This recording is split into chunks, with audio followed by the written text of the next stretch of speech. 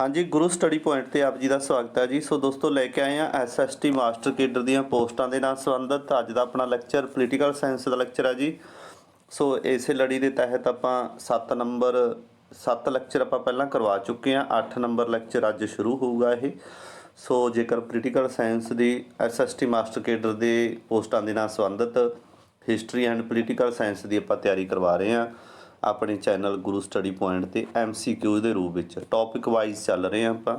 ਇਸੇ ਤਰ੍ਹਾਂ ਹੀ ਲਗਭਗ 30 ਲੈਕਚਰ ਆਪਣੇ ਹਿਸਟਰੀ ਦੇ ਹੋ ਚੁੱਕੇ ਨੇ ਤੇ 8ਵਾਂ ਲੈਕਚਰ ਆਪਾਂ ਪੋਲੀਟੀਕਲ ਸਾਇੰਸ ਦਾ ਲੈ ਕੇ ਆਏ ਹਾਂ।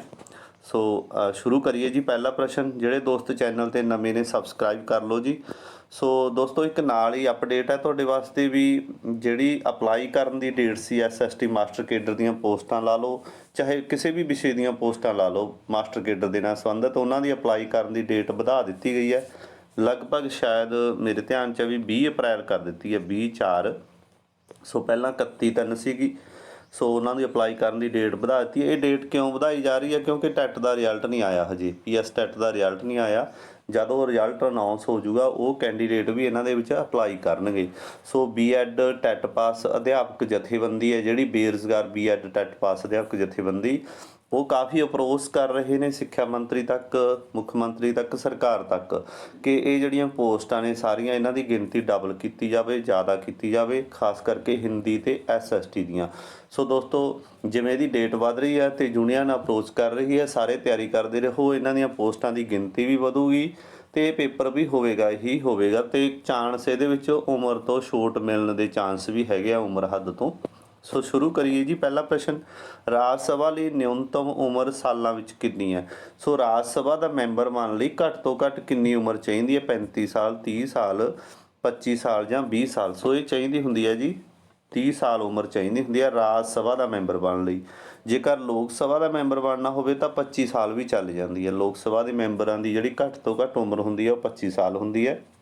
ਰਾਜ ਸਭਾ ਦੇ ਮੈਂਬਰਾਂ ਦੀ 30 ਸਾਲ ਹੋ ਜਾਂਦੀ ਹੈ। ਇਸੇ ਕਰਕੇ ਨਾ ਇੱਕ ਕਨਫਿਊਜ਼ਨ ਵਾਲਾ ਪ੍ਰਸ਼ਨ ਆਉਂਦਾ ਹੁੰਦਾ ਬਹੁਤ ਵਾਰੀ ਤੇ ਹਰ ਇੱਕ ਤੋਂ ਠੀਕ ਨਹੀਂ ਹੋਇਆ ਕਦੇ ਵੀ, ਜਦੋਂ ਆਪਾਂ ਪ੍ਰਧਾਨ ਮੰਤਰੀ ਨੂੰ ਚੁਣਦੇ ਹਾਂ ਤਾਂ ਪ੍ਰਧਾਨ ਮੰਤਰੀ ਲਈ ਉਮਰ ਕਿੰਨੀ ਚਾਹੀਦੀ ਹੈ? ਦੇਖੋ ਜੇ ਤਾਂ ਆਪਾਂ ਪ੍ਰਧਾਨ ਮੰਤਰੀ ਲੋਕ ਸਭਾ ਵਾਲੀਆਂ MP 'ਚੋਂ ਲੈਂਦੇ ਹਾਂ ਤਾਂ ਉਮਰ 25 ਸਾਲ ਚਾਹੀਦੀ ਹੈ। ਕਈ ਵਾਰ ਮਤਲਬ ਅਸੀਂ ਲੋਕ ਸਭਾ ਦੀ ਸੀਟ ਤੋਂ ਜਿੱਤੇ ਹੋਏ ਬੰਦੇ ਨੂੰ ਪ੍ਰਧਾਨ ਮੰਤਰੀ ਨਹੀਂ ਬਣਾਉਂਦਾ, ਮਤਲਬ ਇਹ ਜਿਹੜੀ ਜਿੱਤੀ ਹੋਈ ਪਾਰਟੀ ਹੁੰਦੀ ਆ ਉਹ ਰਾਜ ਸਭਾ ਦੇ ਵਿੱਚੋਂ ਲੈ ਲੈਂਦੀ ਆ ਮੈਂਬਰ। ਉਦਾਹਰਨ ਦੇ ਤੌਰ ਤੇ ਮਨਮੋਹਨ ਸਿੰਘ, ਡਾਕਟਰ ਮਨਮੋਹਨ ਸਿੰਘ ਸੀ ਕਾਂਗਰਸ ਪਾਰਟੀ ਦਾ, ਉਹ ਮਤਲਬ ਰਾਜ ਸਭਾ 'ਚੋਂ ਜਿੱਤਿਆ ਹੋਇਆ ਸੀ, ਰਾਜ ਸਭਾ ਦਾ ਮੈਂਬਰ ਸੀ, ਤਾਂ ਉੱਥੇ ਉਮਰ 30 ਸਾਲ ਚਾਹੀਦੀ ਹੈ। ਗੱਲ ਨੂੰ ਸਮਝਿਓ। ਸੋ ਰਾਜ ਸਭਾ ਦੇ ਮੈਂਬਰ ਦੀ ਘੱਟ ਤੋਂ ਘੱਟ ਉਮਰ ਹੈ ਜਿਹੜੀ ਉਹ 30 ਸਾਲ ਹੋਣੀ ਚਾਹੀਦੀ ਆ। 2 ਨੰਬਰ ਪ੍ਰਸ਼ਨ ਜੀ, ਲੋਕ ਸਭਾ ਲਈ ਨਿਊਨਤਮ ਉਮਰ ਆਪਾਂ ਪਹਿਲਾਂ ਦੱਸੀ ਹੈ 25 ਸਾਲ ਹੁੰਦੀ ਹੈ ਜੀ। 3 ਨੰਬਰ ਪ੍ਰਸ਼ਨ ਜੀ, ਭਾਰਤ ਵਿੱਚ ਲੋਕ ਸਭਾ ਦੇ ਸਪੀਕਰ ਨੂੰ ਪ੍ਰਧਾਨ ਮੰਤਰੀ ਨਿਯੁਕਤ ਕੀਤਾ ਜਾਂਦਾ ਹੈ। ਪ੍ਰਧਾਨ ਮੰਤਰੀ ਵੱਲੋਂ ਨਿਯੁਕਤ ਕੀਤਾ ਜਾਂਦਾ ਹੈ, ਲੋਕ ਸਭਾ ਦੇ ਮੈਂਬਰਾਂ ਦੁਆਰਾ ਚੁਣਿਆ ਜਾਂਦਾ ਹੈ, ਰਾਜ ਸਭਾ ਦੇ ਮੈਂਬਰਾਂ ਦੁਆਰਾ ਚੁਣਿਆ ਜਾਂਦਾ ਹੈ, ਰਾਸ਼ਟਰਪਤੀ ਨਿਯੁਕਤ ਕਰਦਾ ਹੈ। ਸੋ ਭਾਰਤ ਵਿੱਚ ਲੋਕ ਸਭਾ ਦਾ ਜਿਹੜਾ ਸਪੀਕਰ ਹੁੰਦਾ ਜੀ ਉਹਨੂੰ ਲੋਕ ਸਭਾ ਦੇ ਮੈਂਬਰ ਆਪਣੇ ਵਿੱਚੋਂ ਚੁਣਦੇ ਨੇ। ਆਪਸ਼ਨ ਨੰਬਰ 2 ਸਹੀ ਹੋਊਗਾ ਜੀ। ਮੰਨ ਲਓ ਪ੍ਰਧਾਨ ਮੰਤਰੀ ਹੈ ਜਿਹੜਾ, ਇਹਦਾ ਕੋਈ ਮਤਲਬ ਰੋਲ ਨਹੀਂ ਹੁੰਦਾ ਇੰਨਾ ਖਾਸ ਵੀ ਉਹ ਸਪੀਕਰ ਦੀ ਚੋਣ ਕਰੇ।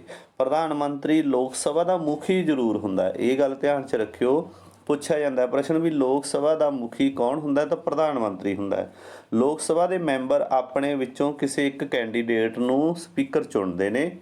ਇਸੇ ਤਰ੍ਹਾਂ ਹੀ ਵਿਧਾਨ ਸਭਾ ਦੇ ਵਿੱਚ ਲੋਕ ਸਭਾ, ਜਿਵੇਂ ਹੁਣ ਆਪਣੇ ਨਵੀਂ ਸਰਕਾਰ ਬਣੀ ਆ ਆਮ ਆਦਮੀ ਪਾਰਟੀ ਦੀ, ਉਹਨਾਂ ਨੇ ਕੁਲਤਾਰ ਸਿੰਘ ਸੰਧਵਾਂ, ਸ਼ਾਇਦ ਕੁਲਤਾਰ ਸਿੰਘ ਸੰਧਵਾਂ, ਉਹਨਾਂ ਨੂੰ ਸਪੀਕਰ ਚੁਣਿਆ। ਇਹ ਸਾਰੇ MLA ਜਿੱਤੇ ਹੋਏ ਸੀ 92 MLA ਜਿੱਤੇ ਹੋਏ ਸੀ, ਉਹਨਾਂ ਨੇ ਆਪਣੇ ਵਿੱਚੋਂ ਇੱਕ ਜਾਣੇ ਨੂੰ ਸਪੀਕਰ ਚੁਣ ਲਿਆ।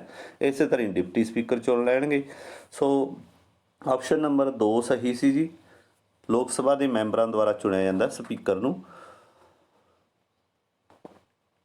ਅਗਲਾ ਪ੍ਰਸ਼ਨ ਜੀ 4 ਨੰਬਰ, ਭਾਰਤੀ ਸੰਵਿਧਾਨ ਦਾ ਕਿਹੜਾ ਅਨੁਛੇਦ ਸਪੀਕਰ ਅਤੇ ਡਿਪਟੀ ਸਪੀਕਰ ਦੇ ਪਦ ਦੀ ਵਿਵਸਥਾ ਕਰਦਾ ਜੀ? 93, 95, 98 ਜਾਂ 122?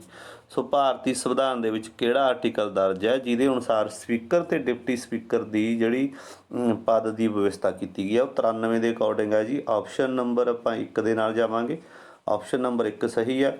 ਦੇਖੋ ਜਿਹੜਾ ਸਪੀਕਰ, ਪਹਿਲਾ ਸਪੀਕਰ ਸੀ ਸਾਰਿਆਂ ਤੋਂ ਪਹਿਲੀ ਜਿਹੜੀ ਲੋਕ ਸਭਾ ਦੀ ਚੋਣ ਹੋਈ ਸੀ 1951-52 ਦੇ ਵਿੱਚ, ਜਿਹੜੀ 56 ਤੱਕ ਚੱਲੀ, 56 57 ਤੱਕ। ਸੋ ਉਹਦਾ ਪਹਿਲਾ ਜਿਹੜਾ ਸਪੀਕਰ ਸੀ ਜੀ.ਵੀ. ਮਾਵਲਕਰ ਸੀਗਾ, ਜੀ.ਵੀ. ਮਾਵਲਕਰ ਪਹਿਲਾ ਸਪੀਕਰ ਸੀ ਇਹ। ਇਹਦਾ ਪੂਰਾ ਨਾਮ ਹੈ ਗਣੇਸ਼ ਵਾਸੂਦੇਵ ਮਾਵਲਕਰ। ਇੱਕ ਪ੍ਰਸ਼ਨ ਪੁੱਛਿਆ ਜਾਂਦਾ ਵੀ ਭਾਰਤ ਦੀ ਪਹਿਲੀ ਔਰਤ ਸਪੀਕਰ ਕੌਣ ਸੀ? ਉਹ ਸੀ ਜੀ ਮੀਰਾ ਕੁਮਾਰੀ। ਦੂਸਰੀ ਸੀਗੀ ਸੁਮਿਤਰਾ ਮਹਾਜਨ। ਪਹਿਲੀ ਮੀਰਾ ਕੁਮਾਰੀ, ਦੂਸਰੀ ਸੁਮਿਤਰਾ ਮਹਾਜਨ ਸੀ। ਤੇ ਪੁੱਛਿਆ ਜਾਂਦਾ ਵੀ ਅੱਜ ਕੱਲ੍ਹ ਭਾਰਤ ਦਾ ਹੁਣ ਜਿਹੜੀ 17ਵੀਂ ਲੋਕ ਸਭਾ ਚੱਲ ਰਹੀ ਆ, ਜਿਹਦਾ ਪ੍ਰਧਾਨ ਮੰਤਰੀ ਨਰਿੰਦਰ ਮੋਦੀ ਆ, ਉਹਦਾ ਸਪੀਕਰ ਕੌਣ ਹੈ? ਅਰਵਿੰਦ ਬੋਬੜੇ, ਰਾਜਸਥਾਨ ਤੋਂ ਜਿੱਤੇ ਹੋਏ ਨੇ ਇਹ, ਅਰਵਿੰਦ ਬੋਬੜੇ। ਸੋ ਇਹ 3-4 ਪ੍ਰਸ਼ਨ ਹੋ ਗਏ ਨੇ ਇੱਕ ਦੇ ਨਾਲ ਸੰਬੰਧਿਤ ਹੀ।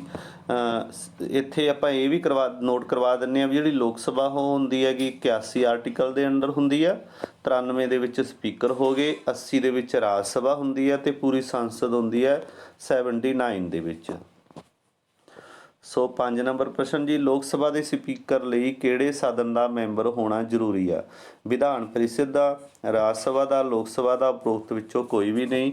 ਸੋ ਪ੍ਰਸ਼ਨ ਦੇ ਵਿੱਚੋਂ ਹੀ ਉੱਤਰ ਲੱਭ ਜਾਂਦਾ ਵੀ ਲੋਕ ਸਭਾ ਲਿਖਿਆ ਤਾਂ ਇਹਦਾ ਸਪੀਕਰ ਕਿੱਥੋਂ ਹੋਊਗਾ? ਤਾਂ ਲੋਕ ਸਭਾ ਦੇ ਵਿੱਚੋਂ ਹੀ ਹੋਊਗਾ। ਆਪਸ਼ਨ ਨੰਬਰ 3 ਸਹੀ ਹੈ ਜੀ। ਲੋਕ ਸਭਾ ਦੇ ਮੈਂਬਰ ਆਪਣੇ ਵਿੱਚੋਂ ਇੱਕ ਨੂੰ ਸਪੀਕਰ ਚੁਣਦੇ ਨੇ। ਸਪੀਕਰ ਦੀ ਜਿਹੜੀ ਪਦਵੀ ਹੈ, ਸਪੀਕਰ ਦਾ ਜਿਹੜਾ ਪਦਵ ਹੈ, ਆਰਟੀਕਲ 93 ਦੇ ਵਿੱਚ ਦਰਜ ਹੈ ਜੀ।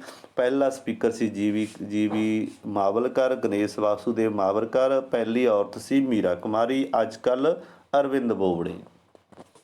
6 ਨੰਬਰ ਪ੍ਰਸ਼ਨ ਜੀ, ਲੋਕ ਸਭਾ ਦੇ ਸਪੀਕਰ ਨੂੰ ਉਸ ਦੇ ਅਹੁਦੇ ਤੋਂ ਵੱਖ ਕਰਨ ਲਈ ਕਿੰਨੇ ਦਿਨ ਪਹਿਲਾਂ ਨੋਟਿਸ ਦੇਣਾ ਪੈਂਦਾ ਹੈ? ਵੈਰੀ ਇੰਪੋਰਟੈਂਟ ਪ੍ਰਸ਼ਨ ਹੈ। ਲੋਕ ਸਭਾ ਦੇ ਜਿਹੜੇ ਮੈਂਬਰ ਹੁੰਦੇ ਆ ਟੋਟਲ ਜਿੱਤੇ ਹੋਏ, ਜੇਕਰ ਉਹਨਾਂ ਨੂੰ ਲੱਗੇ ਵੀ ਸਪੀਕਰ ਆਪਣੀ ਭੂਮਿਕਾ ਸਹੀ ਨਹੀਂ ਨਿਭਾ ਰਿਹਾ, ਇਹ ਪੱਖਪਾਤ ਕਰ ਰਿਹਾ ਜਾਂ ਡਿਊਟੀ ਦਾ ਪਾਬੰਦ ਨਹੀਂ ਹੈਗਾ, ਮਤਲਬ ਉਹਦੇ ਵਿੱਚ ਉਹਨਾਂ ਨੂੰ ਖੋਟ ਲੱਗੇ, ਤਾਂ ਉਹਨਾਂ ਨੇ ਸਪੀਕਰ ਨੂੰ ਉਹਦੀ ਪਦਵੀ ਤੋਂ ਹਟਾਉਣਾ ਹੋਵੇ ਤਾਂ ਉਹਨੂੰ ਪਹਿਲਾਂ ਨੋਟਿਸ ਦੇਣਾ ਪੈਂਦਾ। ਕਿੰਨੇ ਦਿਨ? 11 ਦਿਨ, 14 ਦਿਨ, 6 ਹਫ਼ਤੇ, 6 ਮਹੀਨੇ। ਤਾਂ ਇਹ ਦੇਣਾ ਹੁੰਦਾ ਜੀ 14 ਦਿਨ ਪਹਿਲਾਂ। 14 ਦਿਨ ਪਹਿਲਾਂ ਮਤਲਬ ਉਹਨੂੰ ਨੋਟਿਸ ਦੇਣਾ ਹੁੰਦਾ ਹੈ ਵੀ ਤੈਨੂੰ ਹਟਾਇਆ ਜਾਂਦਾ ਹੈ। ਸਾਰੀ ਲੋਕ ਸਭਾ ਦੇ ਮੈਂਬਰਾਂ ਵੱਲੋਂ ਇਹ ਮਤਾ ਪਾਸ ਹੋਇਆ ਹੁੰਦਾ ਹੈ, ਅਤੇ 15ਵੇਂ ਦਿਨ ਹੋ ਜਾ ਕੇ ਫਿਰ ਆਪਣੇ ਪਦ ਤੋਂ ਅਸਤੀਫਾ ਦਿੰਦਾ ਹੈਗਾ। 7 ਨੰਬਰ ਪ੍ਰਸ਼ਨ ਜੀ, ਸੰਸਦ ਦੀਆਂ ਇੱਕ ਸਾਲ ਵਿੱਚ ਘੱਟੋ ਘੱਟ ਕਿੰਨੀਆਂ ਬੈਠਕਾਂ ਹੋ ਸਕਦੀਆਂ ਨੇ? ਸੰਸਦ ਦੀਆਂ ਘੱਟ ਤੋਂ ਘੱਟ 2 ਬੈਠਕਾਂ ਹੋ ਸਕਦੀਆਂ ਨੇ ਇੱਕ ਸਾਲ ਦੇ ਵਿੱਚ ਜੀ। 6 ਮਹੀਨੇ ਦੇ ਅੰਦਰ ਇੱਕ ਬੈਠਕ ਹੋਣੀ ਅਤੀ ਜ਼ਰੂਰੀ ਹੁੰਦੀ ਹੈ, 6 ਮਹੀਨੇ ਦੇ ਅੰਦਰ। ਸੋ ਇੱਕ ਬੈਠਕ ਦੇ ਵਿੱਚ ਵੱਖ-ਵੱਖ 6 ਮਹੀਨਿਆਂ ਤੋਂ ਵੱਧ ਨਹੀਂ ਹੋਣਾ ਚਾਹੀਦਾ। ਸੋ ਆਪਸ਼ਨ ਨੰਬਰ 2 ਸਹੀ ਹੈ ਜੀ। 8 ਨੰਬਰ ਪ੍ਰਸ਼ਨ, ਭਾਰਤੀ ਸੰਵਿਧਾਨ ਦਾ ਕਿਹੜਾ ਅਨੁਛੇਦ ਧਨ ਬਿੱਲ ਨੂੰ ਪਰਿਭਾਸ਼ਿਤ ਕਰਦਾ? ਸੋ ਧਨ ਬਿੱਲ ਨੂੰ ਦੇਖੋ ਕੌਣ ਨੋਟਿਸ ਕਰਦਾ ਗਾ ਵੀ ਇਹ ਧਨ ਬਿੱਲ ਹੈ ਜਾਂ ਨਹੀਂ। ਕੋਈ ਵੀ ਬਿੱਲ ਜਦੋਂ ਪੇਸ਼ ਕੀਤਾ ਜਾਂਦਾ ਉਹਦੇ ਬਾਰੇ ਨਿਰਣਾ ਕੌਣ ਦਿੰਦਾ ਵੀ ਇਹ ਧਨ ਬਿੱਲ ਹੈਗਾ ਜਾਂ ਨਹੀਂ? ਤਾਂ ਸਪੀਕਰ ਦਿੰਦਾ। ਧਨ ਬਿੱਲ ਨੂੰ ਪਾਸ ਹਮੇਸ਼ਾ ਲੋਕ ਸਭਾ ਹੀ ਕਰ ਸਕਦੀ ਹੈ, ਰਾਜ ਸਭਾ ਦਾ ਇਹਦੇ ਵਿੱਚ ਕੋਈ ਮਤਲਬ ਨਹੀਂ ਹੁੰਦਾ। ਰਾਜ ਸਭਾ ਸਿਰਫ ਸਲਾਹ ਦੇ ਸਕਦੀ ਹੈ, ਸਲਾਹ ਦੇਣ ਵਾਸਤੇ ਉਹ 14 ਦਿਨ ਤੱਕ ਉਹਨੂੰ ਰੋਕ ਸਕਦੀ ਹੈ। ਰਾਜ ਸਭਾ ਦਾ ਇੰਨਾ ਕੁ ਕੰਮ ਹੁੰਦਾ ਹੈ। ਤੇ ਹੁਣ ਇਹ ਧਨ ਬਿੱਲ ਹੈ ਜਿਹੜਾ ਭਾਰਤੀ ਸੰਵਿਧਾਨ ਦੇ ਵਿੱਚ ਆਰਟੀਕਲ ਕਿੰਨੇ ਦੇ ਅਕੋਰਡਿੰਗ ਦਰਜ ਕੀਤਾ ਹੋਇਆ? ਆਪਸ਼ਨ ਨੰਬਰ 2 ਸਹੀ ਹੋ। 108 ਦੇ ਅਨੁਸਾਰ ਹੈ ਜੀ ਇਹ। ਜਿਹੜਾ 110 ਹੈਗਾ ਇਹਦੇ ਵਿੱਚ ਬਸਟ ਦੀ ਪਰਿਭਾਸ਼ਾ ਜੀ, ਬਸਟ, ਟੋਟਲ ਬਸਟ ਦੀ, ਜਿਵੇਂ ਆਪਣੇ 2 ਸਧਾਰਨ ਬਸਟ, ਰੇਲਵੇ ਬਸਟ ਹੁੰਦਾ ਹੈਗਾ। ਆਪਸ਼ਨ ਨੰਬਰ 2 ਸਹੀ ਸੀ ਜੀ ਪ੍ਰਸ਼ਨ ਦੇ ਅਨੁਸਾਰ। 9 ਨੰਬਰ ਪ੍ਰਸ਼ਨ ਜੀ, ਮੰਤਰੀ ਪਰਿਸ਼ਦ ਦੇ ਕਿਸੇ ਵੀ ਮੈਂਬਰ ਦੁਆਰਾ ਪੇਸ਼ ਕੀਤੇ ਗਏ ਬਿੱਲ ਨੂੰ ਕੀ ਕਿਹਾ ਜਾਂਦਾ? ਮਤਲਬ ਮੰਤਰੀ ਪਰਿਸ਼ਦ ਹੁੰਦੀ ਹੈ ਜਿਹੜੀ, ਉਹਦੇ ਦੁਆਰਾ ਮਤਲਬ ਉਹਦੇ ਕਿਸੇ ਵੀ ਮੈਂਬਰ ਵੱਲੋਂ ਪੇਸ਼ ਕੀਤਾ ਕੋਈ ਬਿੱਲ ਹੁੰਦਾ ਹੈ, ਉਹਨੂੰ ਕੀ ਕਹਿੰਦੇ ਨੇ? ਪਬਲਿਕ ਬਿੱਲ, ਪ੍ਰਾਈਵੇਟ ਬਿੱਲ, ਸਰਕਾਰੀ ਬਿੱਲ ਜਾਂ ਪ੍ਰਾਈਵੇਟ ਮੈਂਬਰ ਬਿੱਲ। ਸੋ ਇਹ ਹੁੰਦਾ ਜੀ ਸਰਕਾਰੀ ਬਿੱਲ। ਜਦੋਂ ਮੰਤਰੀ ਪਰਿਸ਼ਦ ਦਾ ਕੋਈ ਵੀ ਮੈਂਬਰ ਕੋਈ ਬਿੱਲ ਪੇਸ਼ ਕਰਦਾ ਤਾਂ ਉਸ ਨੂੰ ਸਰਕਾਰੀ ਬਿੱਲ ਕਿਹਾ ਜਾਂਦਾ। ਜਦੋਂ ਇਹ ਮਤਲਬ ਕਾਨੂੰਨ ਬਣਦਾ, ਅੱਗੇ ਜਾ ਕੇ ਰਾਸ਼ਟਰਪਤੀ ਦੇ ਸਾਈਨ ਹੋ ਜਾਂਦੇ ਆ ਇਸ 'ਤੇ। 10 ਨੰਬਰ ਪ੍ਰਸ਼ਨ, ਧਨ ਬਿੱਲ ਨੂੰ ਕਿਹੜੇ 2 ਹਿੱਸਿਆਂ ਵਿੱਚ ਵੰਡਿਆ ਜਾਂਦਾ ਹੈ? ਰੇਲਵੇ ਬਜਟ, ਸਧਾਰਨ ਬਜਟ 1 ਅਤੇ 2 ਦੋਵੇਂ, ਉਪਰੋਕਤ ਸਾਰੇ। ਸੋ ਆਪਸ਼ਨ ਨੰਬਰ 3 ਸਹੀ ਹੈ ਜੀ। ਧਨ ਬਿੱਲ ਨੂੰ 2 ਹਿੱਸਿਆਂ 'ਚ ਵੰਡਿਆ ਜਾਂਦਾ ਹੈ। ਰੇਲਵੇ ਵਸਤ ਤੇ ਸਧਾਰਨ ਵਸਤ।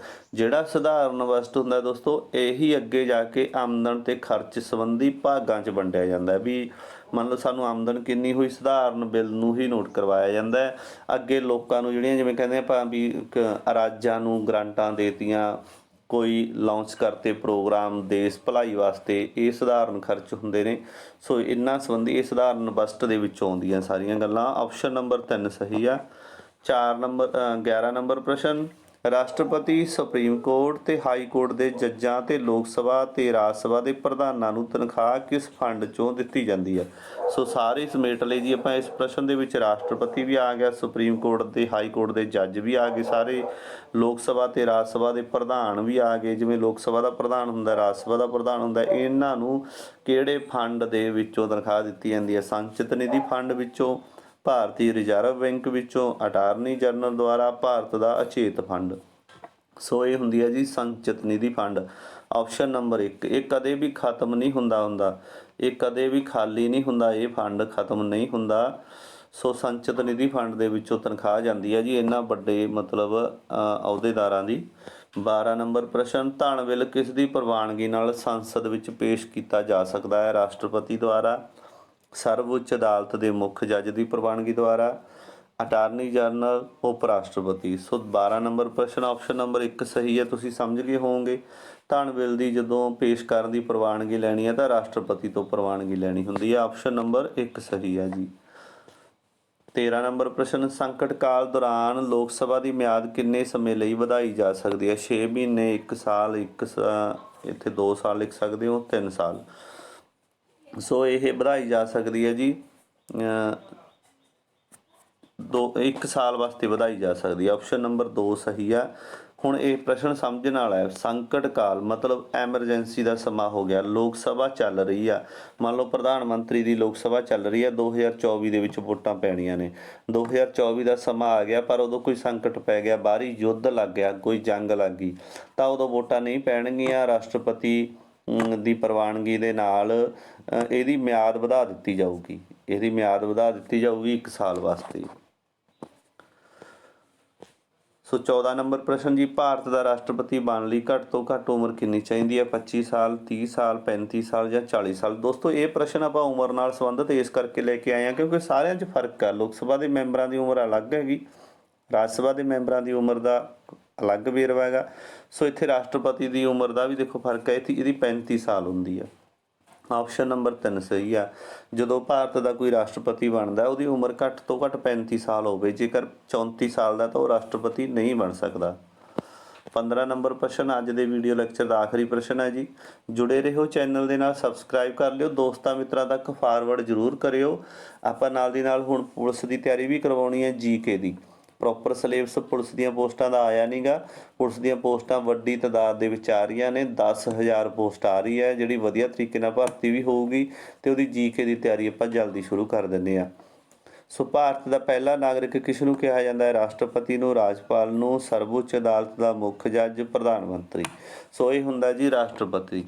ਭਾਰਤ ਦਾ ਪਹਿਲਾ ਨਾਗਰਿਕ ਹੁੰਦਾ ਹੈ ਰਾਸ਼ਟਰਪਤੀ। ਹੁਣ ਜਿਹੜਾ ਰਾਜਪਾਲ ਹੁੰਦਾ ਉਹ ਕਿਸੇ ਰਾਜ ਦਾ ਪਹਿਲਾ ਨਾਗਰਿਕ ਹੁੰਦਾ ਹੈ ਤੇ ਕਿਸੇ ਜ਼ਿਲ੍ਹੇ ਦਾ ਪਹਿਲਾ ਨਾਗਰਿਕ ਡਿਪਟੀ ਸਪੀਕਰ ਹੁੰਦਾ ਹੈਗਾ।